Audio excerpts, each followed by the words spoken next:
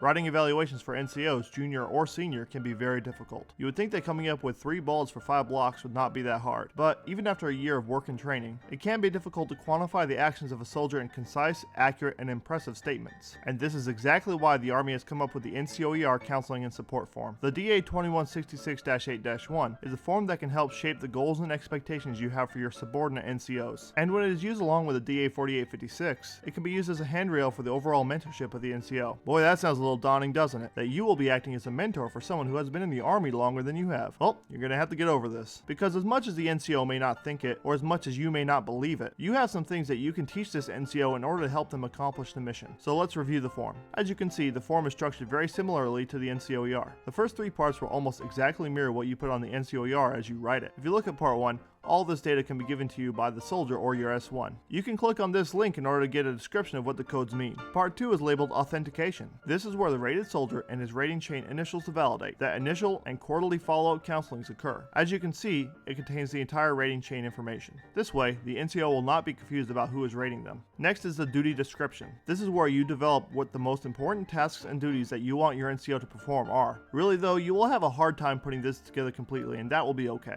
Talk with your NCO or your company command team if you're unclear about what to put here. You can also look at your soldiers' past NCOERs if they're willing to provide them to you. The NCO's appointed duties normally come from the company level, so check with your training and orderly clerks. Part 4 are the several blocks that make up the bulk of the form. You may notice that these blocks mirror the NCOER exactly. One side of each block talks about the tasks and actions, while the other describes performance. When you fill this out, you have to remember the support form is a living document. The tasks and action side is where you and the NCO can discuss what tasks and action fall into that category, while the performance side is saved for quarterly follow-ups. Now I'm going to let you in a little secret of mine, something that has helped me when using this form and helped me write evaluations. Use the DA 4856 for the counseling, but use the DA 2166-8-1 to lay out exactly what it'll take for your NCO to earn an excellent block in each section of your NCOER. By writing in specific accomplishments that would cause you to rate them well, you could not be clear on what your expectations are, and how you define success versus excellence. But when you do this, make sure you leave room to handwrite tasks in, because the NCO is going to have some good ideas too. Projects they are doing or goals they have